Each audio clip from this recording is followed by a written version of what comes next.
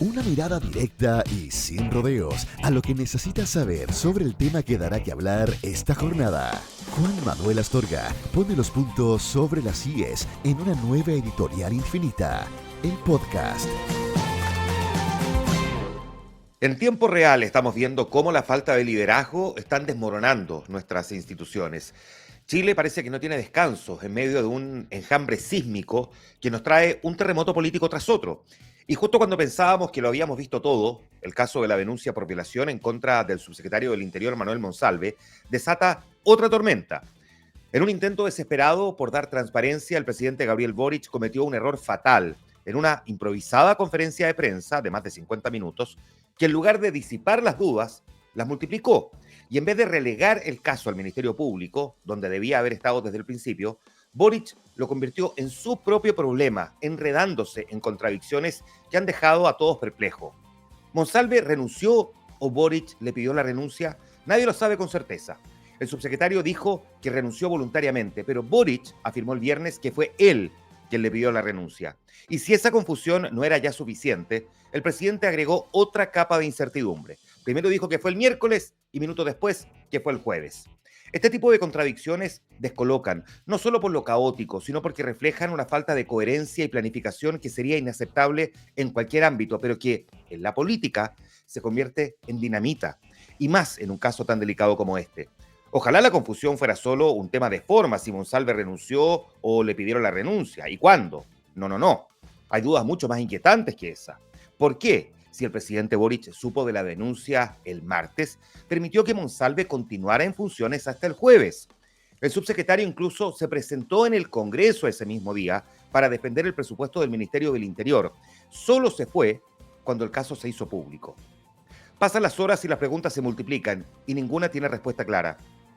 Monsalve le dijo al presidente que no conocía la naturaleza de la denuncia. Si no sabía de la denuncia, ¿por qué revisó las cámaras de seguridad del hotel donde se alojaba? Él mismo confesó haber revisado las grabaciones porque no recordaba cómo había llegado la noche del supuesto delito, una declaración que solo agrega, por supuesto, más dudas. Monsalve, en su posición, no tenía atribuciones para pedirle a la PDI que viera las imágenes y puso a la policía en una situación compleja, porque la PDI no tenía por qué revisar las cámaras si hasta ese momento no estaba investigando un delito. La denuncia contra Monsalve, recordemos, recién se presentó 2 días después de que la PDI pidiera las grabaciones. Todo esto podría implicar una obstrucción a la justicia o una infracción a la ley de inteligencia, delitos por los que ya está siendo investigado.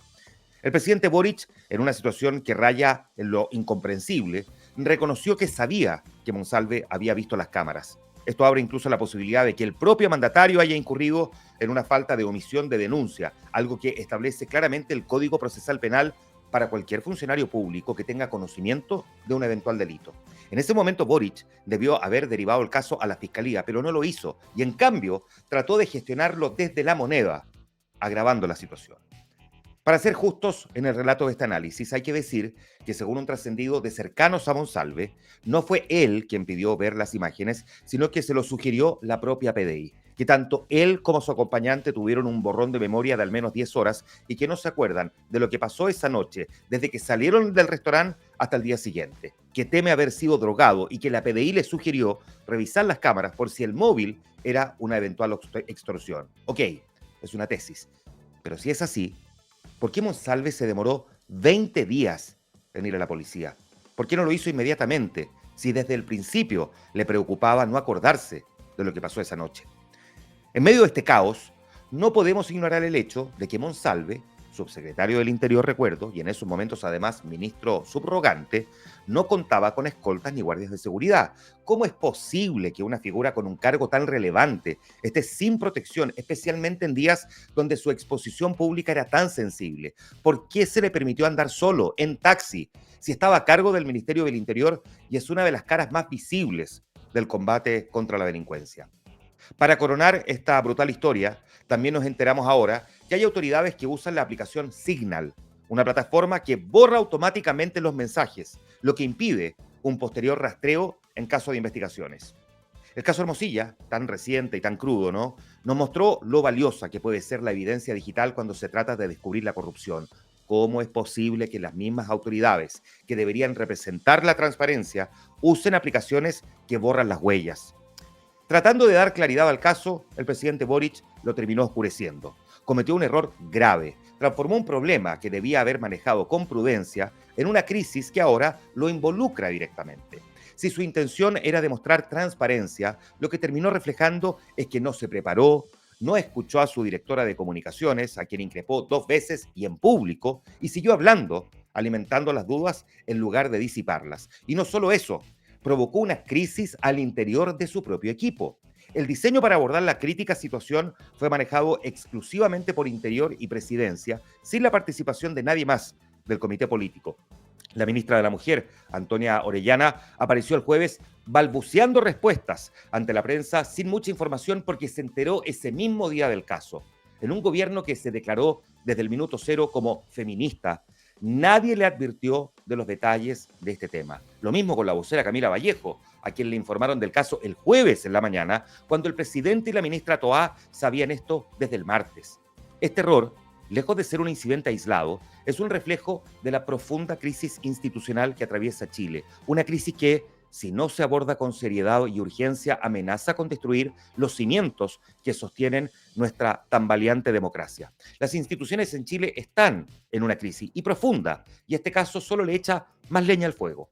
A la caída de 2 ministros de la Corte Suprema en una semana, por notable abandono de deberes, se suma un fiscal cuestionado por corrupción y decenas de alcaldes y exalcaldes procesados por una serie de delitos.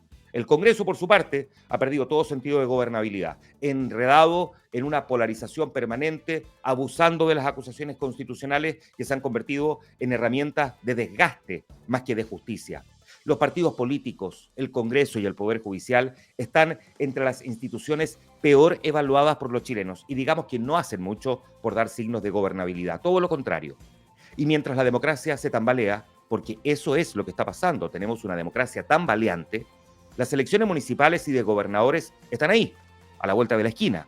Una abstención mayor a la esperada para un proceso con voto obligatorio, o bien un aumento de los votos nulos o blancos, o la elección de independientes, que no responden a nadie, hablarán por sí solos del profundo descontento de la gente con la clase política. Los chilenos están cansados, no ven soluciones reales y cada nuevo escándalo político les confirma un gran temor, que las instituciones que deberían sostener la democracia parecen cada vez más débiles y vulnerables.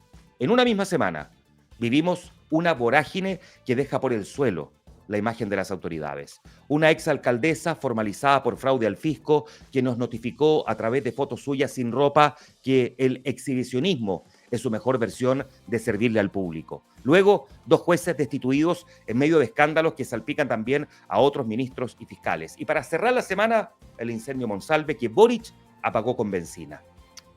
¿Qué habría escrito sobre esta absurda semana Antonio Skármeta, cuya muerte en medio de tantos escándalos casi pasó inadvertida?